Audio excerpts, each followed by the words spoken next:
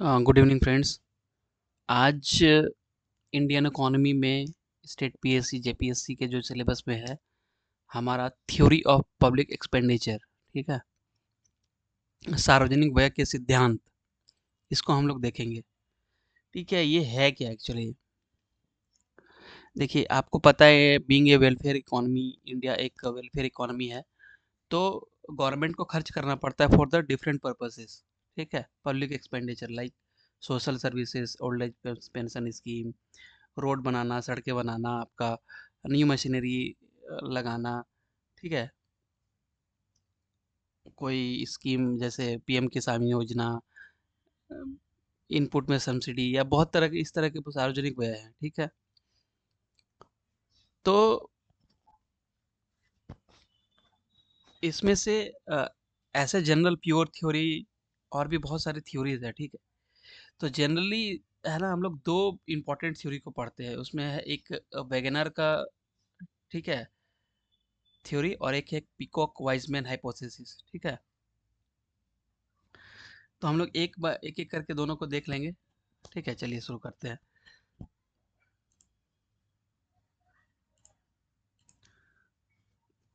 देखिए,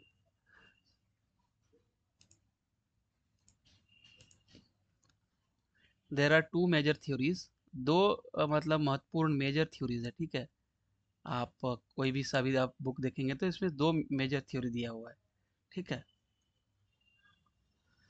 on the pattern of public expenditure, expenditure मतलब सार्वजनिक व्यय का जो पैटर्न है ना, उसके लिए दो मेजर थ्योरी है कि कैसे वो उसका जो पब्लिक एक्सपेंडिचर बढ़ता है, कैसे लोग टैक्स और ज़्यादा पे करते हैं, तो और ज़्यादा गवर्नमेंट खर्च करती है, फिर इकोनॉमिक बूम होता है। ठीक है, तो इस तरह से दो मेजर थ्योरीज है। ठीक है, एक है वेगनर लॉ, ठीक है, ये है वेगनर लॉ, और एक है आपका पीकॉक वाइजमैन हाइपोथेसिस। ठीक है, ये पीकॉक वाइजमैन हाइपोथेसिस हम लोग बाद में देखेंगे दूसरे लेक्चर में। ये ब्रिटिश इकोनॉमिस्ट थे दो। ठीक है, और एक है वेगनर लॉ, ये जर्मनी के स्टडी और यूरोपियन कंट्री के स्टडी पर बेस्ड है, जब इंडस्ट्रियल रेवोल्यूशन वगैरह हुआ था तब। Law of increasing public expenditure, इसको ये भी कहते हैं। Law of increasing public expenditure मतलब सार्वजनिक व्यय व्यय जो है कैसे बढ़ता है, उस पर ये सिद्धांत है। ठीक है, तो इसको बोलते हैं वेगनर लॉ या law of increasing public expenditure. ठीक है, और ये पीकॉक वाइजमैन हाइपोथेसिस ये बाद में देखेंगे। ठीक है, ये क्या बोलता है वेगनर है ना, कि अगर पर कैपिटा इनकम, अगर इकोनॉमिक ग्रोथ हो रहा है तो पब्लिक एक्सपेंडिचर इस तरह से बढ़ता है। ठीक है, ये ग्राफ ये टाइम हो गया, और ये एक्सपेंडिचर है, पब्लिक एक्सपेंडिचर। ठीक है, तो इस तरह से बढ़ता है ये बोलता है। ठीक है, पिकॉक वाइजमैन हाइपोथेसिस है ना, इसी का एक्सटेंडेड फॉर्म है आपका, इसी का वेगनर का ही एक्सटेंडेड फॉर्म है। ये क्या बोलता है, नहीं नहीं, ऐसे नहीं बढ़ता है, ये स्टेप वाइज बढ़ता है, ऐसे, इस तरह से,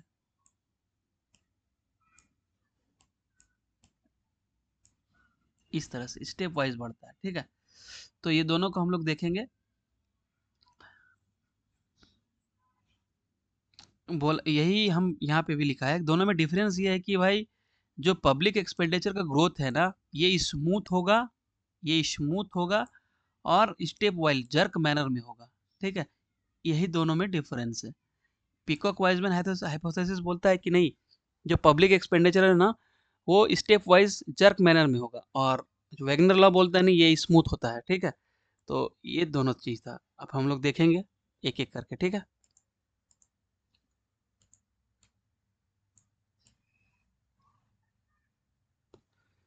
चलिए,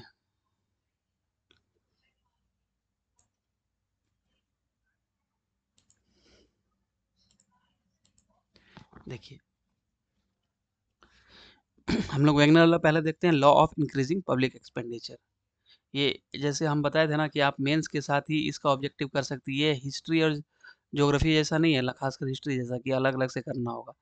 आप इसको एक साथ ही कर सकते हो इकोनॉमिक्स का। ठीक है, तो वैगनर लॉ ऑफ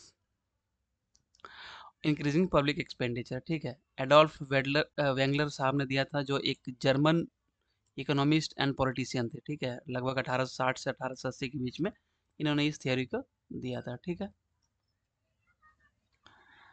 किसने दिया था? एडोल्फ वेगनर ने 1860 में, ठीक है। इनको इसको law of increasing public expenditure भी बोलते हैं, ठीक है। मेंस में क्वेश्चन पूछा जा सकता है कि भाई पब्लिक एक्सपेंडिचर क्या है, क्या रीजन है ग्रोथ का, और प्रिंसिपल ऑफ पब्लिक एक्सपेंडिचर बताइए, ठीक है। अब देखिए ये क्या बोलता है कि भाई अगर हमारा कोई इकोनॉमी एक डेवलप होता है, एक्चुअली ये हुआ था ना, वेगनर साहब ने क्या किया था, जो जर्मनी के इकोनॉमी को जो पास्ट कुछ ईयर्स का, कपल ऑफ ईयर्स का, डिकेड्स का इकोनॉमिक ग्रोथ और जो पब्लिक एक्सपेंडिचर है उसको एक चार्ट में प्लॉट किया था, ग्राफ में, और उस बेस पे कंक्लूड करके ये थ्योरी उन्होंने दिया था, ठीक है। तो ये नॉर्मल टाइप के लिए है, ठीक है, कि नॉर्मल टाइम में कैसे होता है अगर इकोनॉमिक डेवलपमेंट हो रहा है तो अगर इकोनॉमी डेवलप होती है, ये देखिए, अगर इकोनॉमी डेवलप होती है तो पर कैपिटा इनकम बढ़ेगा, करेक्ट है। मान लीजिए मेरा देश का इकोनॉमी बढ़ रही है तो डेफिनेटली कुछ ना कुछ पर कैपिटा इनकम बढ़ेगा, आप देख सकते हैं। इकोनॉमी पहले इंडिया का इकोनॉमी नीचे था, अभी 5वें नंबर पे है, फिर तीसरा नंबर में जाएगा, तो हमारा जो पर कैपिटा इनकम है वो बढ़ रहा है। तो अगर इकोनॉमी डेवलप करती है और पर कैपिटा इनकम बढ़ता है, हालांकि पर कैपिटा इनकम पॉपुलेशन पे भी डिपेंड करता है, अगर पॉपुलेशन मतलब कंट्रोल्ड में है तो डेफिनेटली पर कैपिटा इनकम बढ़ेगा, ठीक है। इकोनॉमी बढ़ने पे तो क्या होगा, अगर इकोनॉमी बढ़ता है तो activity of the state will expand. State है ना अपना एक्टिविटी बढ़ाती है, खर्च, ठीक है। तो वो क्या रिजल्ट करता है, continuous and systematic increase in public expenditure, ठीक है। मतलब इकोनॉमी डेवलप होगा, पर कैपिटा भी और बढ़ेगा, तो क्या होता है कि गवर्नमेंट और खर्च करती है, अपना एक्टिविटी बढ़ाती है। Activity in the sense road ज़्यादा बढ़ाएगी, सड़कें ज़्यादा बढ़ाएगी, ठीक है। अगर मान लीजिए इकोनॉमी डेवलप हो रहा है, इसका मतलब कोई पोर्ट बनना है, हम ज़्यादा एक्सपोर्ट कर रहे हैं, कोई पोर्ट बनना है, या रिसर्च एंड डेवलपमेंट में ज़्यादा मतलब एक्टिविटी बढ़ाना है तो उसमें खर्च करना पड़ेगा। मतलब इन द सेंस क्या हो रहा है, अगर गवर्नमेंट कोई एक्टिविटी बढ़ाएगी इसका मतलब वहाँ पे वो खर्च करेगी, ठीक है। तो इट मीन्स क्या हुआ, इकोनॉमी डेवलप करेगी तो पब्लिक एक्सपेंडिचर बढ़ेगा, क्योंकि स्टेट का इकोनॉमी एक्टिविटी भी बढ़ता है। जैसे मान लीजिए कोई एक मान लीजिए गुजरात है, मान लीजिए इंडिया को छोड़ के मान लीजिए गुजरात है, गुजरात में बहुत ज़्यादा प्रोडक्शन हो रहा है, तो उस प्रोडक्शन को दूसरे जगह ले जाने के लिए रोड बनाना पड़ेगा, ठीक है। वहाँ के लोग का इनकम बढ़ेगा, फिर वहाँ से सामान कहीं से ट्रांसपोर्ट होगा, वहाँ तक रोड चाहिए, वहाँ तक पोर्ट चाहिए, उसके लिए गवर्नमेंट क्या करेगी, खर्च करेगी। इन द सेंस क्या हुआ, पब्लिक एक्सपेंडिचर बढ़ेगा, ठीक है। तो ये जो है ना बेस्ड था फर्स्ट इन जर्मनी, मतलब जर्मन इकोनॉमी पे बेस्ड था, बाद में ये बाकी यूरोपियन कंट्री है ना वहाँ पे इसको स्टडी किया गया था, ठीक है। फिर बाद में इस थ्योरी को दिया गया था, ठीक है। तो ये डिपेंड करता है दो वेरिएबल पे, public expenditure and national income, ठीक है। नेशनल इनकम और मतलब जीडीपी, और पब्लिक एक्सपेंडिचर मतलब जीडीपी बढ़ेगा तो पब्लिक एक्सपेंडिचर बढ़ेगा। आप इसको इस तरह से भी देख लीजिए, पहले रोड आपके गांव में कैसा था या शहर भर के आसपास, अभी हमारा इकोनॉमी डेवलप कर रहा है तो देखिए हर क्षेत्र में आपको डेवलपमेंट दिखेगा, गवर्नमेंट और खर्च कर रही है, रोड सड़कें बना रही है। आपको देखिए मैया सम्मान योजना है ना, बहुत सारा चीज इस तरह का हो रहा है जहाँ पे गवर्नमेंट अपना एक्सपेंडिचर बढ़ा रही है, ठीक है। पब्लिक एक्सपेंडिचर मीन्स गवर्नमेंट जो खर्च करती है for the well being of the people, for the development of the projects and other things, ठीक है। तो क्या बोलता है, the countries economy grows and become more industrialised. अगर ज़्यादा इकोनॉमी ग्रो होगी और वो ज़्यादा इंडस्ट्रियलाइज्ड होगा, ज़्यादा औद्योगिकरण होगा, तो गवर्नमेंट का एक्सपेंडिचर बढ़ेगा, ठीक है। वो यहाँ पे हमने देख लिया था यहाँ पे, ठीक है। देखिए this is because citizen demands more public services. अगर पर कैपिटा इनकम बढ़ेगा तो उसको ज़्यादा सुविधा चाहिए, ठीक है। कैसे, एजुकेशन अच्छा होना चाहिए, वेलफेयर है ना, इंफ्रास्ट्रक्चर। ज़्यादा इनकम बढ़ेगा, ज़्यादा पैसा खर्च करेगा तो ज़्यादा मनी सर्कुलेशन होगा, तो ज़्यादा टैक्स रेवेन्यू आएगा, तो फिर लोग है ना, वो डिमांड करेंगे कि भाई हमको एजुकेशन अच्छा दो, अच्छा सड़क दो, अच्छा फुटपाथ दो, है ना? तो गवर्नमेंट है ना, हमें एम्प्लॉयमेंट दो, तो इससे क्या होगा, गवर्नमेंट का एक्टिविटी बढ़ेगा, गवर्नमेंट ये सब चीज़ फुलफिल करेगी करेगी और करने के चक्कर में क्या होगा कि भाई पब्लिक एक्सपेंडिचर बढ़ेगा, ठीक है? तो ये हमारा कहानी था पब्लिक एक्सपेंडिचर का, जो किस तरह से वैगनर ने दिया था, ठीक है? आराम से इसको इस स्लाइड पे आप देखिएगा तो आराम से सीख जाइएगा कि क्या है, कोई भी मतलब इसमें दिक्कत होना ही नहीं है। चलिए, अब देखिए, ये हिंदी है कि भाई एडोल्फ वेगनर ने इसको दिया था, वही उसी का है, 1860 में, ठीक है? जैसे अर्थव्यवस्था विकसित होगी, प्रति व्यक्ति आय बढ़ेगा तो राज्य की गतिविधि बढ़ेगी, राज्य की गतिविधि बढ़ेगी तो उसमें सार्वजनिक खर्च बढ़ेगा, ठीक है? ये यूरोप और जर्मनी में बेस्ड था, ठीक है? इसका 2 वेरिएबल, इसमें मेन 2 चीज़ में डिपेंड करता है, सार्वजनिक खर्च, राष्ट्रीय आय और पब्लिक एक्सपेंडिचर। राष्ट्रीय आय बढ़ेगा, अर्थव्यवस्था बढ़ेगी, तो ज़्यादा इंडस्ट्री ग्रोथ होगा और सरकार का खर्च बढ़ेगा, ठीक है? तो ये सब चीज़ था, मतलब जो हिंदी में हमने देख लिया, ठीक है? ये कोई बड़ा चीज़ नहीं है कि आप हिंदी में, या अगर आप पीएससी का तैयारी कर रहे हैं या ऐसे भी जनरली, ये बहुत बड़ा चीज़ नहीं है, गूगल से ट्रांसलेट हो ही जाता है, ठीक है? मैंने सीखना कि क्या कह रहा है। उसके बाद देखिए, इसमें 3 मतलब प्रिंसिपल हैं, ठीक है? क्या-क्या है भाई? इंक्रीज्ड गवर्नमेंट स्पेंडिंग, ठीक है? गवर्नमेंट का जो व्यय है वो बढ़ता है वेगनर लॉ में, कैसे? वही पर कैपिटा, अगर पर कैपिटा इनकम राइजेस, माने अगर प्रति व्यक्ति आय बढ़ता है तो government spending tends to increase at a faster rate than economic growth. तो जो economic growth during a period of time percentage में हुआ है, उससे ज़्यादा पेस में, उससे ज़्यादा परसेंटेज रेट में गवर्नमेंट का स्पेंडिंग, मतलब सार्वजनिक व्यय बढ़ता है, ठीक है? इसीलिए इसको बोलता है law of expanding state activity, मतलब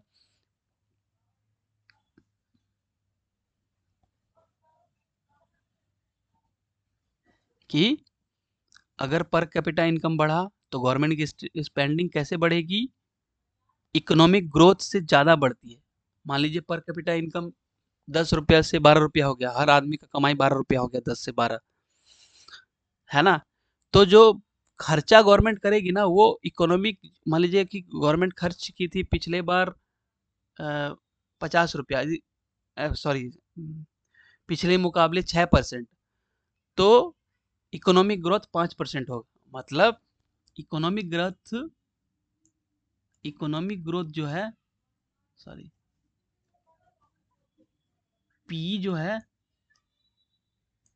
पी जो ग्रोथ परसेंटेज है, वो जीडीपी परसेंटेज से ज़्यादा जोर से बढ़ेगा अगर पर कैपिटा इनकम बढ़ता है तो। यही इसका कहने का मतलब है, ठीक है? इसीलिए इसको क्या बोला जाता है भाई? Law of expanding state activity, ठीक है? क्योंकि पर कैपिटा इनकम बढ़ने पे जो गवर्नमेंट की एक्टिविटी है, उसका मतलब स्पेंडिंग का जो एक्टिविटी और उससे रिलेटेड जो गवर्नमेंट खर्च करती है, वो ज़्यादा फास्टर रेट से बढ़ता है देन इकोनॉमिक ग्रोथ, ठीक है? अगर इकोनॉमिक ग्रोथ 6% से बढ़ रहा है तो हमारा अ, जो आपका गवर्नमेंट का स्पेंडिंग होगा एक्टिविटी पे, जैसे रोड बनाना, सड़कें बनाना और बहुत सारा चीज़, उस पे वो 6% से ज़्यादा पे होगा, ठीक है? अगर 6% इकोनॉमिक ग्रोथ है। अच्छा, एक्सपेंडिंग गवर्नमेंट फंक्शंस, यहाँ पे क्या होता है ना, गवर्नमेंट का जो फंक्शन था ना, ओल्ड फंक्शन और न्यू फंक्शन दोनों का दायरा बढ़ जाता है, कैसे? जैसे गवर्नमेंट नया रिसर्च एंड डेवलपमेंट करेगी, ठीक है? नया टेक्नोलॉजी लाएगी, नया डिफेंस इक्विपमेंट खरीदेगी, तो ये बढ़ जाता है उसका। और दूसरी तरफ जो ओल्ड ऑलरेडी चला आ रहा है, जैसे हेल्थ, सोशल वेलफेयर, है ना, एजुकेशन, इसको और मॉडर्न करेगी वो, ठीक है? To meet the need of society, society और ज़्यादा डिमांड करेगी भाई, क्योंकि वो उसका उसका इनकम बढ़ा है तो वो ज़्यादा टैक्स दे रही होगी, ठीक है? उसका एक्सपेक्टेशन बढ़ेगा। तो गवर्नमेंट है ना, इंटेंसिव और एक्सटेंसिव एक्टिविटी दोनों पे खर्च ज़्यादा करेगी। एक्सटेंसिव मतलब ये न्यू फंक्शंस, एक्सटेंसिव मतलब ये न्यू फंक्शंस, ठीक है? नया फंक्शन लाएगी, जैसे कि एक नया सोशल सिक्योरिटी स्कीम लेके आई, या नया डिफेंस इक्विपमेंट खरीदी, या कुछ रिसर्च एंड डेवलपमेंट में लगाई। तो न्यू एक्टिविटी या तो स्टार्ट करेगी गवर्नमेंट, मोर इंडस्ट्री होगा, मोर आपका पब्लिक स्पेंडिंग होगा, तो या तो टेक्नोलॉजी ड्रिवन हमारा होगा इकोनॉमी, तो उस पे ज़्यादा खर्च करेगी, जो मोर स्किल डेवलपमेंट पे खर्च करेगी, ठीक है? नया कुछ नया तरह का चीज़ करेगी गवर्नमेंट, उस पे खर्च करेगी, या तो जो पुराना चीज़ है उसी को अच्छा करने की कोशिश करेगी, उसमें भी गवर्नमेंट खर्च करेगी, ठीक है? तो ये 3 लॉ होता है उसका, ठीक है? अभी देखिए,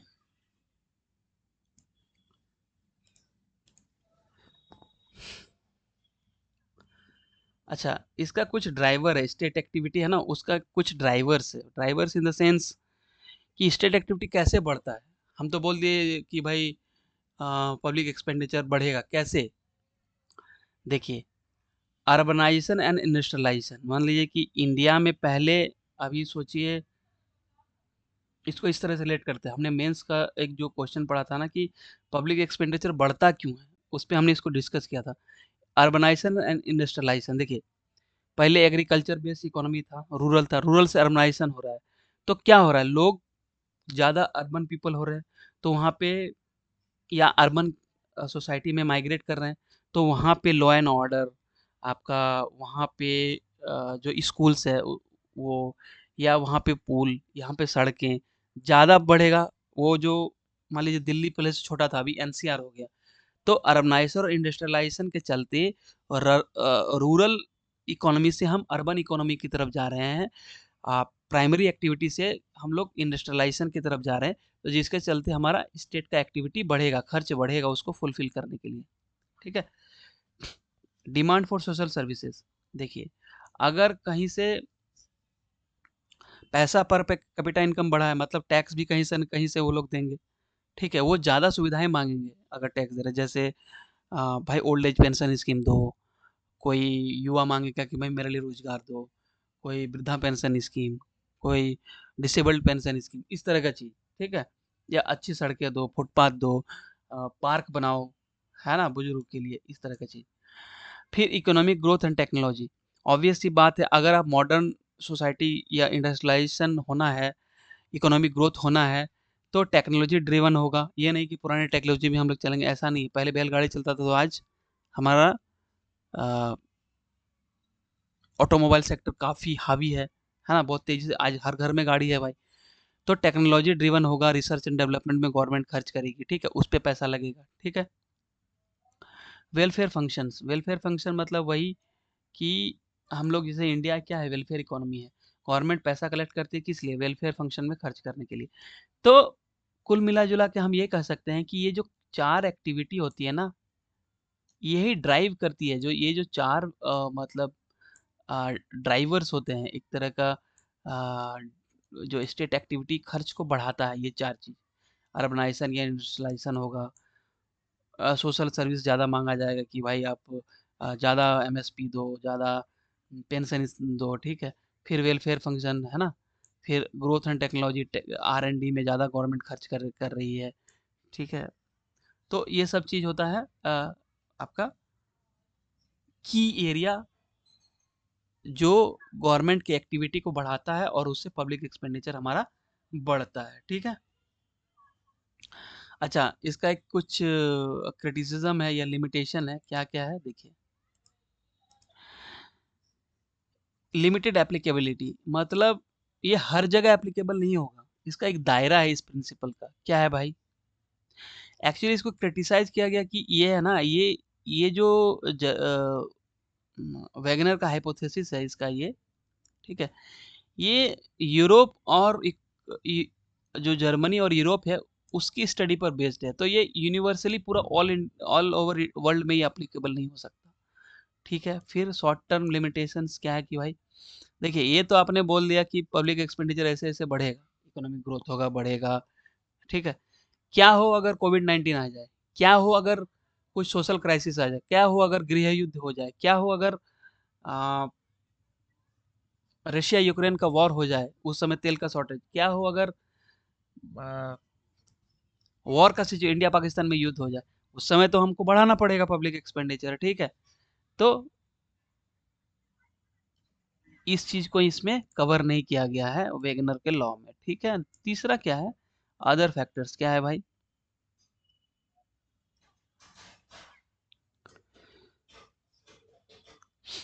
फिनेंशियल क्राइसिस को छोड़ के वॉर का जो इम्पैक्ट होगा ना एक्सपेंडिचर पे, ठीक है, उसको आपने कहीं नहीं बताया, वैगनर ने नहीं बताया, ठीक है। तो ये 3 फैक्टर्स हैं। एक तो ये फिनेंशियल क्राइसिस में एप्लीकेबल नहीं होगा, ठीक है। दूसरा क्या है कि इवेंट्स लाइक वॉर, ये है ना, फिनेंशियल क्राइसिस कुछ भी हो सकता है, मैंने यहाँ वॉर लिखा है, और हो सकता है कोविड-19 हो। कोविड-19 में गवर्नमेंट का अच्छा खासा खर्च करना पड़ा था, ठीक है, अचानक से। तो ये है ना, ऐसे नहीं बढ़ेगा, ये हो सकता है कि बहुत तेजी से बढ़ जाए, ऐसे बढ़ जाए, ठीक है, जो हमने ग्राफ देखा था, अभी देखते हैं इसको। तो ये सब लिमिटेशन है, आप देखिए, ये है ना ग्राफ, ये वेगनर का ग्राफ है, ये स्मूथ वाला, ये ये वाला, ये क्या बोलता है कि आराम आराम से बढ़ेगा, ऐसे बढ़ेगा, ठीक है। जरूरी थोड़े ना है कि हो सकता है इस ईयर पे तुरंत से ऐसे ग्राफ हो जाए, क्योंकि यहाँ पे हो सकता है तुरंत स्पेंडिंग बढ़ जाए, कोविड-19 आ गया यहाँ पे, तो क्या होगा? यहाँ पे इस पॉइंट पे हो सकता है ये ऐसे बढ़ जाए, ऐसे ना जाए, ऐसे जाके ऐसे बढ़ जाए, है ना, अचानक से खर्चा बढ़ जाए गवर्नमेंट का। तो उस चीज को तो इसने कवर किया नहीं, क्योंकि इसका ग्राफ कैसा है, स्मूथ है, देखिए, ठीक है। तो ये था वेगनर का लॉ फॉर पब्लिक एक्सपेंडिचर, ठीक है। हम लोग पीकॉक वाइजमैन भी देखेंगे अगले लेक्चर में। By that time thank you, kindly subscribe कीजिए मेरा चैनल को प्लीज, थैंक यू।